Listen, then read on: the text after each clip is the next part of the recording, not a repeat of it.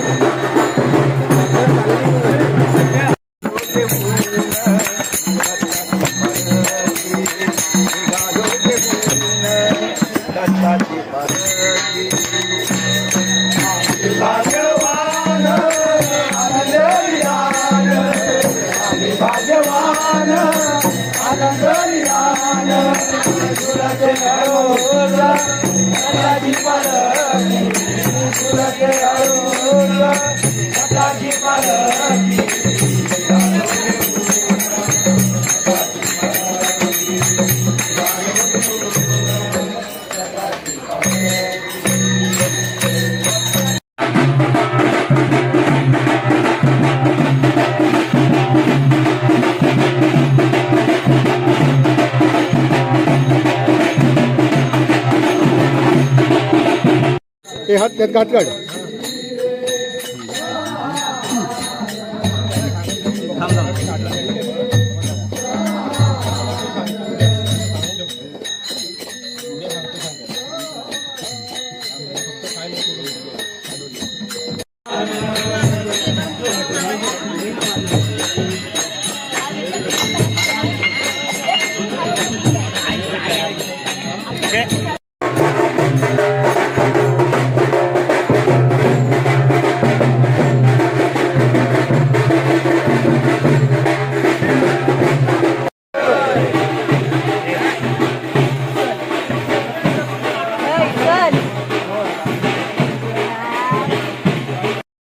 माझं सौ वैशाली विजय पुरी.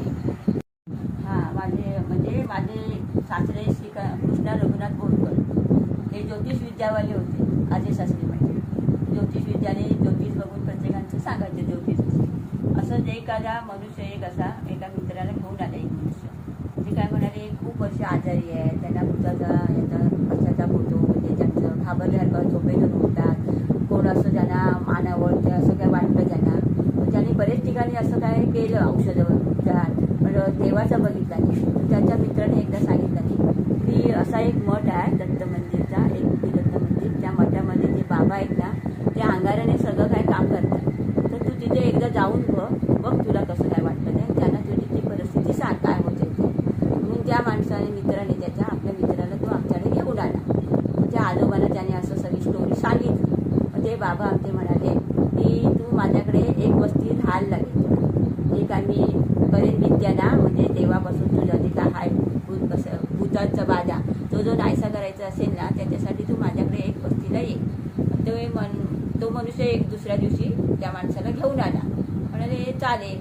त्याने ते बाबांनी त्यांना सांगितलं नाही की हा अंगारा दिला आहे, या अंगाराचं पाणी पी तू आणि इकडे फक्त झोपायचं. झोपून या मठापर्यंत जे तुझं भूत काय आहे ना ते येतं काय बघूया त्याला आपण ना. तसं तो इथे झोपला. त्याच्यानंतर मग तो 12 वाजले. 12च्या नंतर ना त्याला ते त्याच्या पाटलाची कोण बाई काय कोण यायची ना ती त्याला ती आमची पेंडण आहे हद्द इकडेच काय ती हद्द आहे त्या हद्दीपर्यंत ती बाई आलेली. तो मनुष्य इथे मठामध्ये झोपलेला होता आणि ती बाई त्याला साक्षात नाव घेऊन हात मारायची म्हणजे हे बाहेर पड हे बाहेर पड मी आले हे दृष्टी नाही. आमचे जे सासरे म्हणाले अजिबात अंथरुणावरून उठायचं जसा झोपलेला आहे तसा तो झोपले. आवाज द्यायचा नाही काही बोलायचं नाही. थोड्या वेळाने ती बाई बराच वेळ हाका मारून दमली. थोड्या वेळात ती आपोआप नाहीशी झाली आणि त्याच्या अंगात जे काय भूत काय होतं ना ते त्याच्याबरोबर निघून गेल्यानंतर 8-10 दिवसांनी तो मनुष्य परत आमच्या बाबांकडे आला. म्हणाले बाबा मी किती ठिकाणी फिरलो किती देवस्थानात गेलो पण माझ्या अंगात जे काय होतं ते गेलेलं नाही. पण आता तुमच्याकडे येऊन मला हा चमत्कार जो होता ना तो सगळा नाहीसा झाले. त्यामुळे मला म्हणजे जो चमत्कार केला त्याने तो तुमच्याकडे मग त्याने बाबांना नमस्कार केला आणि तो निघून